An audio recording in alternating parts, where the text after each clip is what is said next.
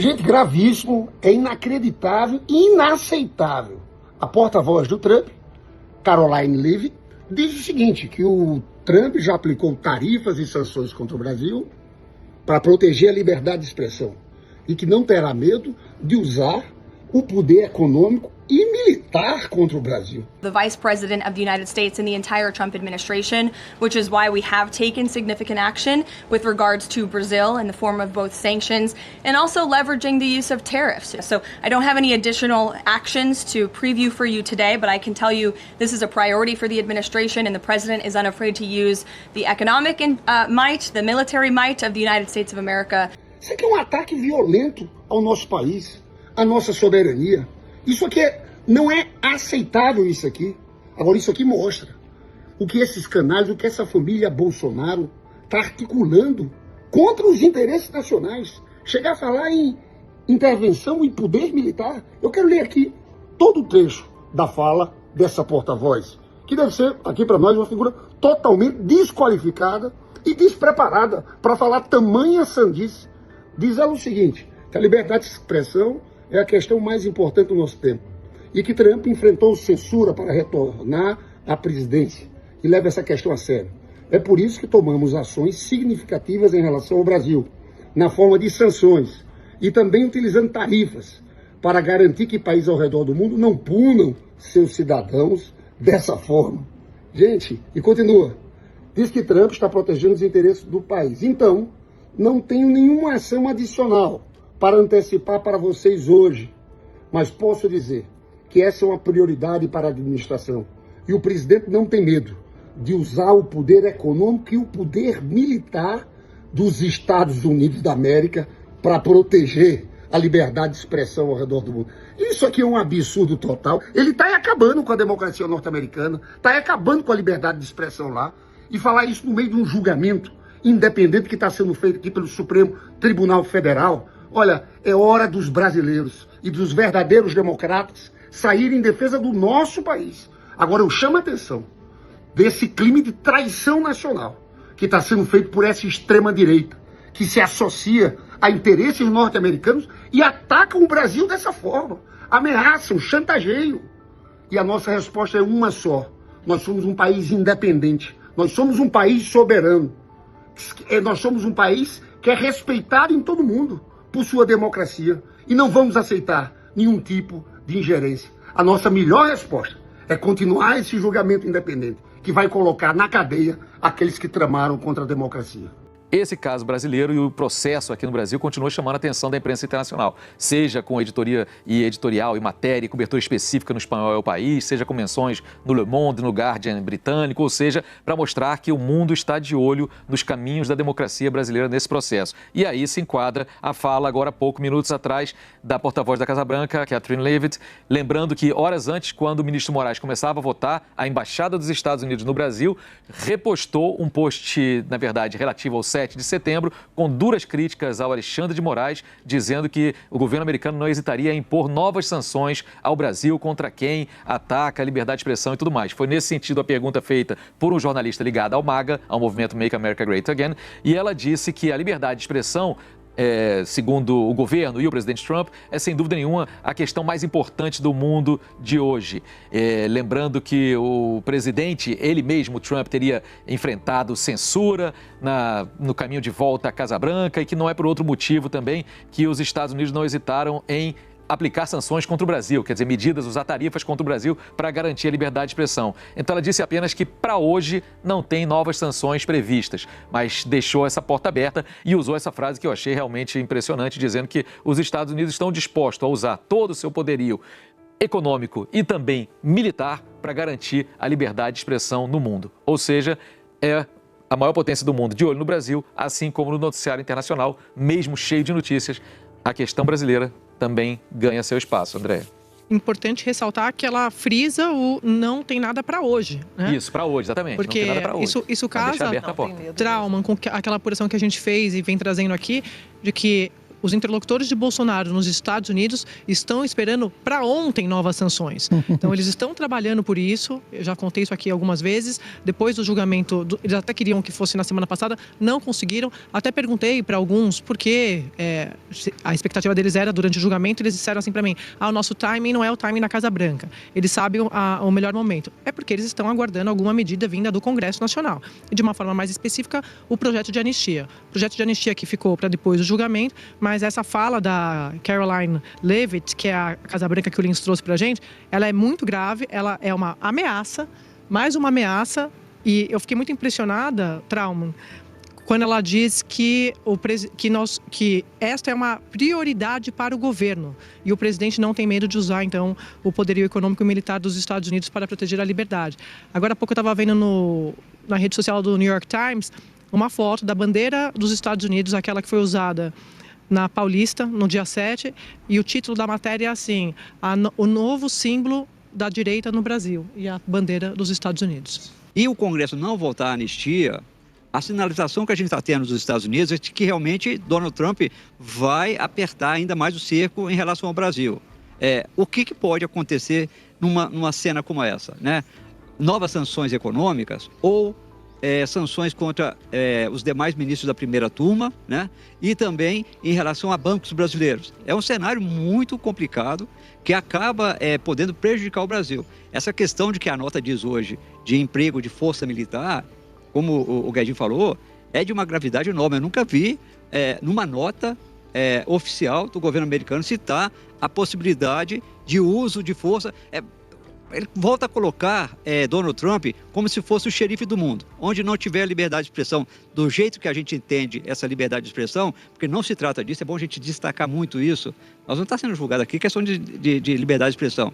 Está sendo julgado aqui a questão de um atentado, uma tentativa de golpe. Falou a porta-voz da política neofascista do Trump, a Caroline Leavitt, ameaçando o Brasil, inclusive para usar poderio bélico para defender liberdade de expressão ou liberdade democrática. A gente conhece a história do imperialismo estadunidense, a gente sabe do que eles são capazes de fazer, de violação de direitos, de ataque aos povos, de bombas para se apropriar de recursos nacionais e dos povos no mundo inteiro. E hoje, no dia que nós fazemos um julgamento histórico que é fundamental para preservar as liberdades democráticas do Brasil e do povo, né, do Brasil e do mundo, que enfrenta a extrema-direita, eles fazem mais uma ameaça grave diante de um país imperialista que tenta de todas as maneiras atacar a nossa soberania. Aliás, precisam ser rebatidos, é óbvio, e sobretudo os traidores da pátria, aqui do Brasil, precisam ser julgados e responsabilizados. Não só os golpistas do 8 de janeiro, mas os traidores que articularam um tarifácio contra o povo brasileiro, como é o Eduardo Bolsonaro, que já tem mais falta do que poderia, já tem condições de ser caçado por crime lesa pátria, por tudo que fez contra a soberania nacional e pelas faltas aqui na Câmara dos Deputados, que além de tudo é vagabundo,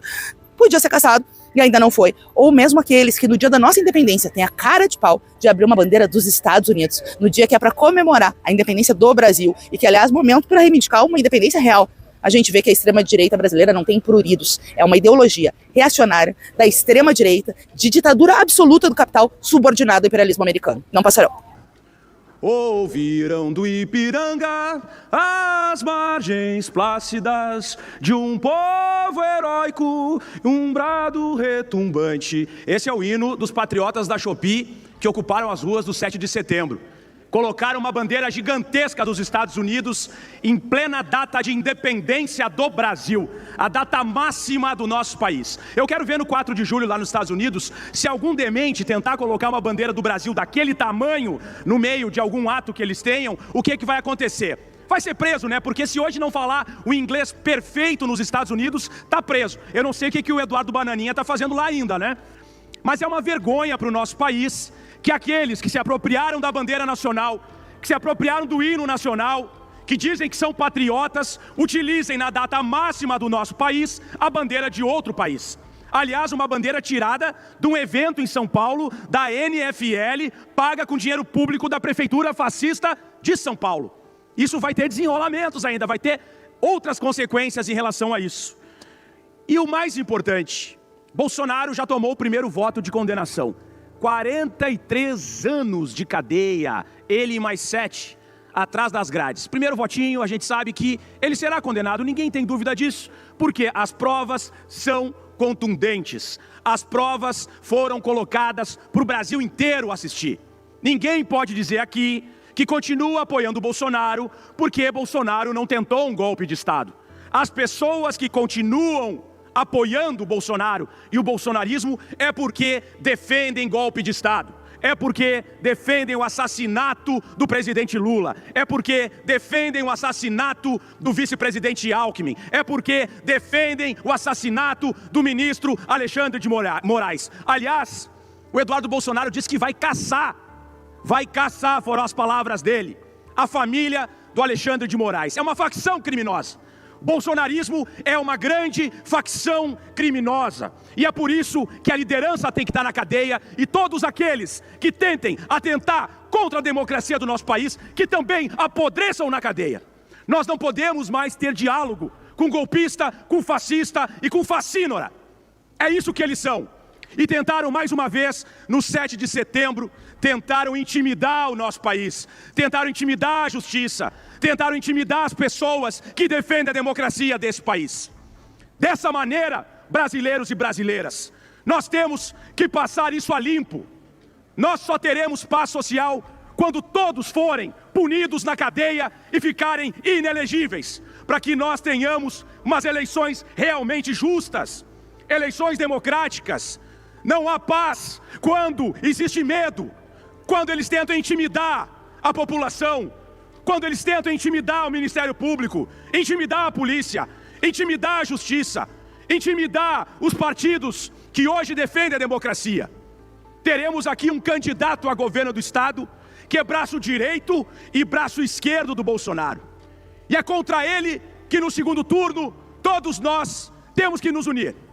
Porque alguém que não defende a democracia, que coloca em xeque as urnas eletrônicas, que coloca em xeque o nosso sistema eleitoral, não merece ser eleito, não merece disputar a eleição.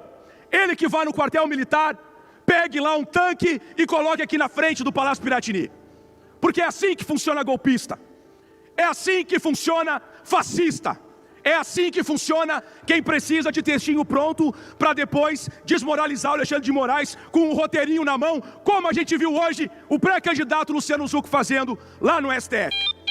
Então, estejamos atentos, o golpe continua em curso, mas sexta-feira a gente vai dar um grande sextou, porque o Brasil é dos brasileiros. Vocês sabiam que isso aqui acabou de virar caso de polícia? Pois é, aí depois o Bolsonaro fica alegando perseguição porque não sabem de nada. De acordo com o artigo 17 da Constituição Federal, inciso 2º, é proibido o recebimento de recursos financeiros de entidade, governos estrangeiros ou subordinação a estes. E na Lei 9.096, artigo 28, incisos 1º e 2º, diz que o Tribunal Superior Eleitoral, após trânsito em julgado de decisão, determina o cancelamento do registro civil e do estatuto do partido contra a qual fique provado ter recebido ou está recebendo recursos financeiros de procedência estrangeira e está subordinado à entidade ou governo estrangeiro. E o que a Polícia Federal vai investigar agora? Se essa bandeira aqui é a mesma utilizada nos jogos da NFL na Arena do Corinthians, porque se for, é uma entidade estrangeira financiando ou contribuindo com um ato político aqui no Brasil, o que é crime. A denúncia feita pelos deputados Pedro Campos e Lindenberg Farias argumenta a coincidência temporal, a semelhança de dimensões e tonalidades e a complexa logística de transporte que reforçam a suspeita de reutilização do artefato. Isso aqui, que a princípio pode parecer algo inofensivo, é tão grave, dado ao contexto atual que nós estamos vivendo, com o Trump querendo tomar as nossas terras raras, derrubar a soberania jurídica do país, atacando o comércio e empresas brasileiras, botando em risco a estabilidade econômica da população. Isso é tão grave que até o Silas Malafaia está querendo tirar o dele da reta, de maneira mentirosa, dizendo que foram infiltrados, mas tá. E você, o que achou? Deixe sua opinião nos comentários, curta o vídeo e até a próxima.